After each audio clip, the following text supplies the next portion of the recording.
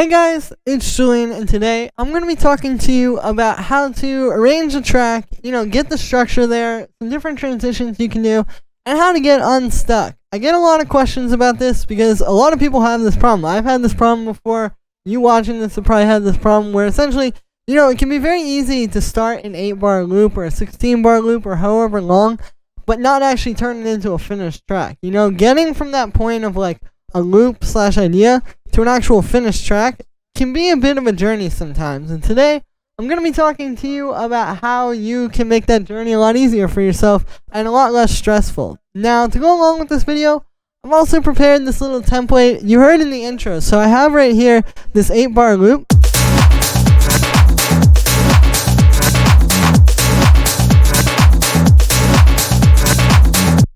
And I'm going to be taking this and structuring it into a full track. And yeah, so you can get at the top of the description right now the link to get the full project file of the full track. Everything that I'm about to do in this video that you guys are going to see at the end is available right at the top of the description. It's a great template. If you're having a hard time, it's going to help you really break things down. Some of the stuff that I'm about to show you in this video, and having this template is going to take that to the next level. So the link to that is at the top of the description.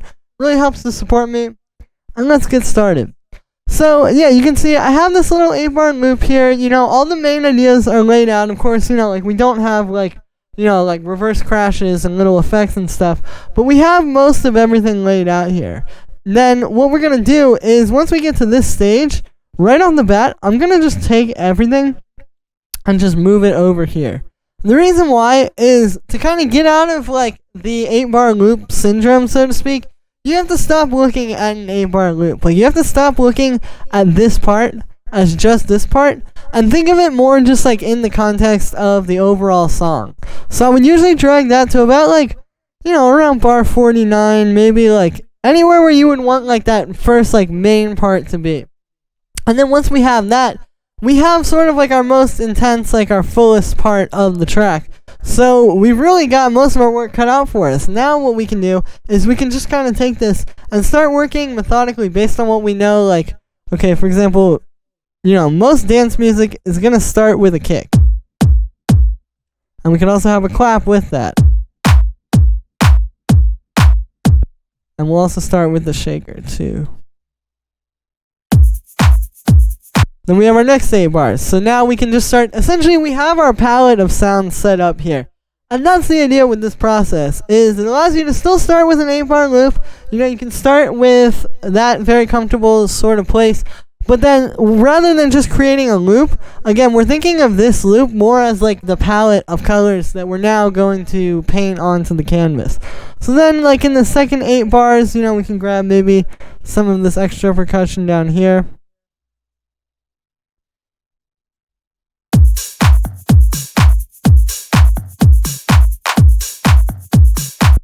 I'll put that tom in the beginning too. And we'll do a little part where the kick cuts out here. And then we can get that same percussion. But now for this next part, I'll bring over the main hi-hat. And we'll also let's bring over this one as well.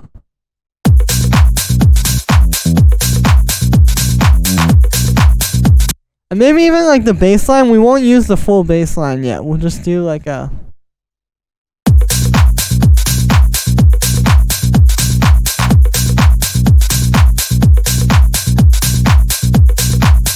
Bring some more percussions.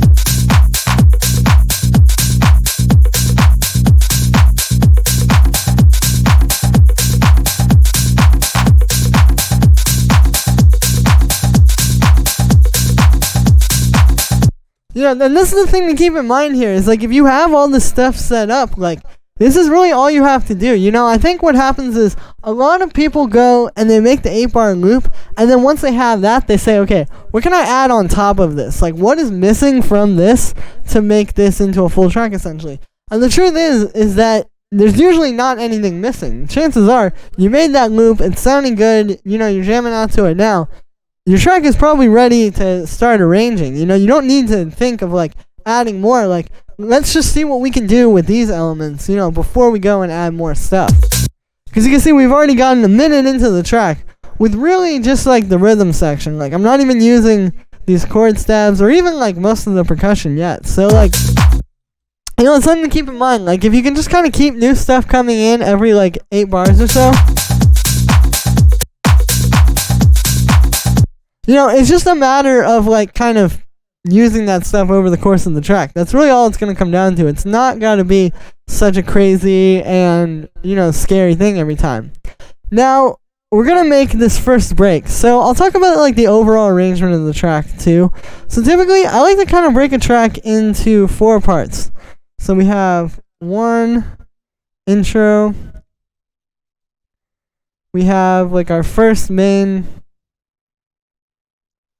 sort of break / drop. We'll name that 2. And then once we get through with that for a little bit, like, we'll keep copying these. Once we get to about here, this is going to be 3, which is going to be break / drop 2. And then let's say the break, like that break is just going to be same length as the original one was. So then we're going to have that. And then this is going to be our sort of like drop 2 area. So we can just duplicate this stuff over to there. And then once we get out of that, now we have the 4th part, which is just the outro. So if you kind of think of the track in these 4 parts, it starts to come together a bit easier. You start to kind of see, because it's like, okay, so we have our intro. So we know sort of like the aesthetic of that is like, we're coming in. We're not going to have too much stuff happening just yet. We're just kind of like getting them ready. Then this break and drop, like, you can see once you actually like break it into these parts and name it like this, all of a sudden you start to kind of see like the flow of things. Okay, so here's the second break / drop, so maybe that's going to be focused on these elements. And then maybe for this 3rd part, that's where we can maybe have like 1 or 2 more things, or maybe something will change or something like that. And then we have the outro. So like, it just makes it a lot less scary. I think if you're looking at like a blank project file with just an 8-bar loop right here, and you're like, oh man, like, how am I going to turn that into a track? Well, yeah, of course, it's going to be the scariest thing ever. This, though, is just going to be, like, so much smoother, because, again, like, we're just trying to fill this quota of, like, we got to have our intro. We have to have our, like, main part, and then we have to have the main part after that to keep it interesting. And then we have to have the outro. If you're focusing on it from that perspective, it's going to come a lot easier. And what we can also do now is once we have the outro, we can just start copying the intro, but, like, in reverse order.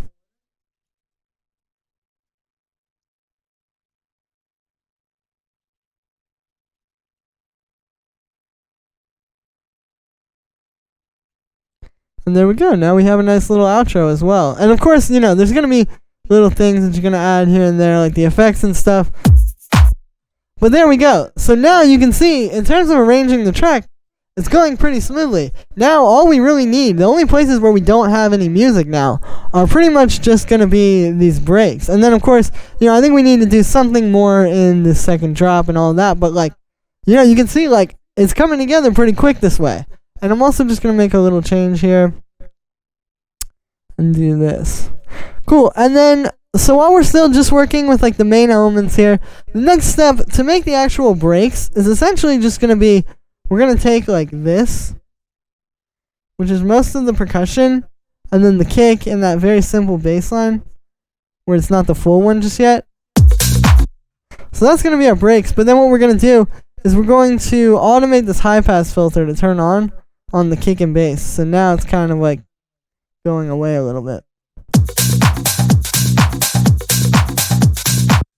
And we'll also automate the frequency to go up on that too.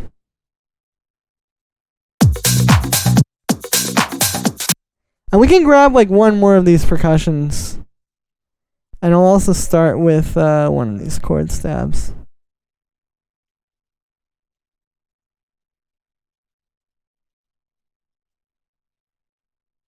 Like this one is going to start here, and we're going to just have it low passing into the track.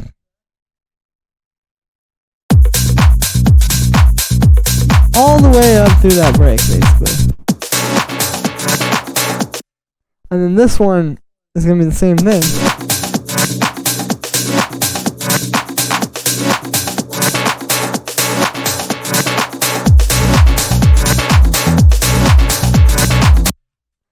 go. And then we'll also make a little part in the ending of this.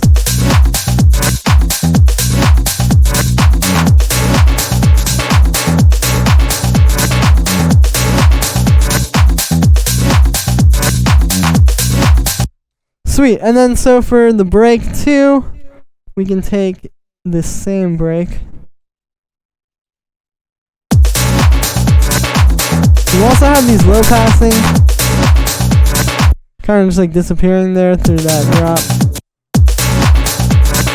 So it's kind of like these little things, and this is a big part of the transitions too, is that the transitions aren't always just going to be like, you know, a big sweeping riser effect.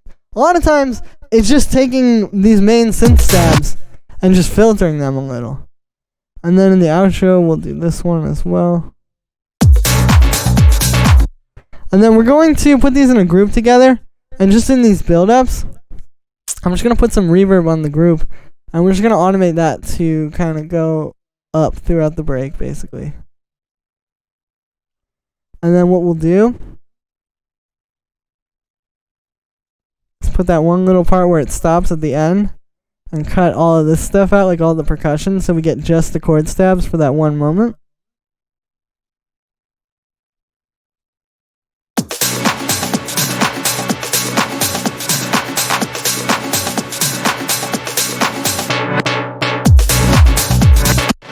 Sweet, and we'll do that over here too.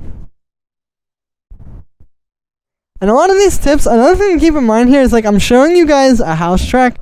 A lot of these tips, this is the same exact process I would use, you know, to make a techno track as well and arrange that. So, like, you gotta keep in mind, like, even though I'm showing you a house track, you know, there's a lot, like, that can be carried over to other genres here, I think. So I definitely recommend, like, you know, don't just turn this off if you're a techno producer, because chances are you can learn something. I'm also going to bring this percussion into the second break here. We'll get rid of that bonus shaker. Just little stuff, just to make it a little bit different. So there we go. Now we actually have the arrangement for the track. Like, we have everything pretty much laid out. Now we just need some transitions and some little things to carry it along. Because, you know, if we just have this, just these main elements, it's going to be a bit flat, all things considered. So we're going to need some effects. And the first thing I would usually do here would be to go and add, like, a crash. So we just grab, like, I'll use this one.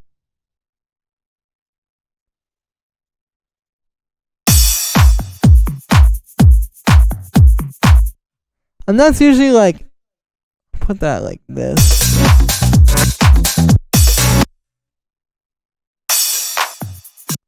Kind of like in that same place every time, but then we'll grab one more as well.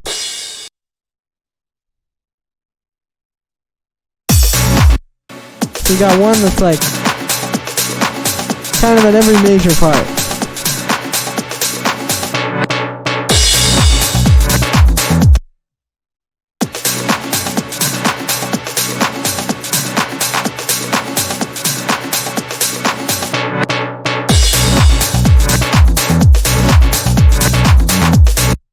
Sweet, and then I'm also going to grab some building effects for the breaks. So what we can do is I'm going to use just one of these, which is from one of my sample packs. We just need like that white noise sweeping up. So we'll take this. You can see it has that at the end there. And we'll unwarp it.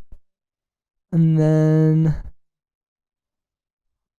I'm actually going to make this twice as long. And then we're just going to cut it right at that one spot.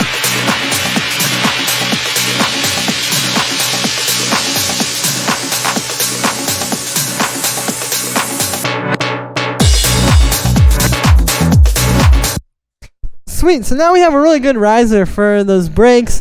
You know, then we can also go and we're going to get like a snare.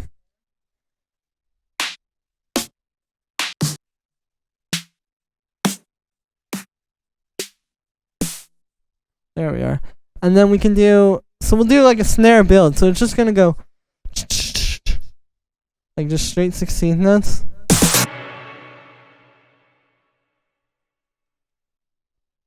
And what we'll do is in this one, it's going to do like that long. And then this one It'll be that long.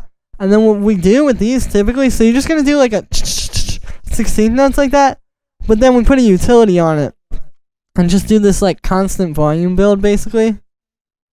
But you never really get it at its loudest. It's always building up to something louder.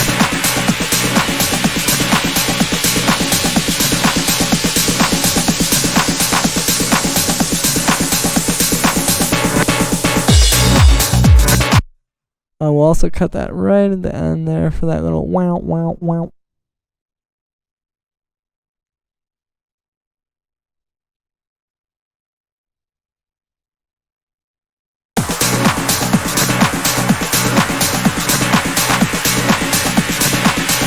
Also cutting those there, just little details.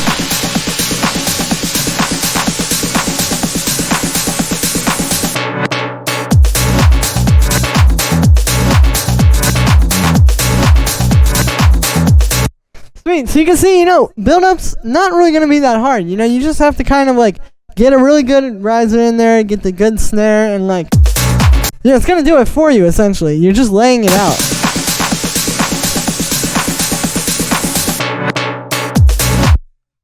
We're also going to get that crash there.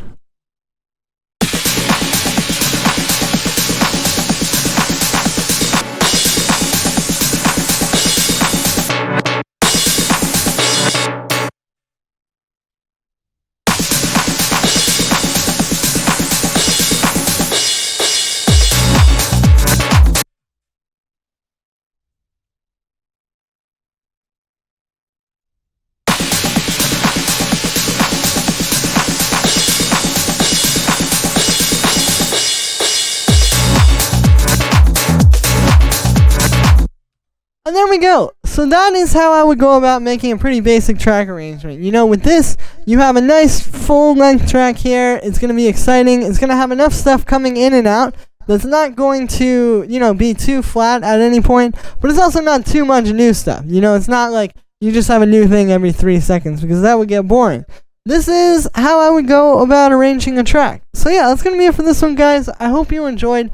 As always, make sure to like this video as well as subscribe. And let me know what you think in this video in the comments. Like I said in the beginning, you can get this full template. Everything that you've seen, everything that's laid out right now is available right at the top of the description. So you can get this and use it as a template for your own tracks. You can even just make a track out of this if you want to. But you've got everything all laid out here so that you can go and learn from it and make your own tracks.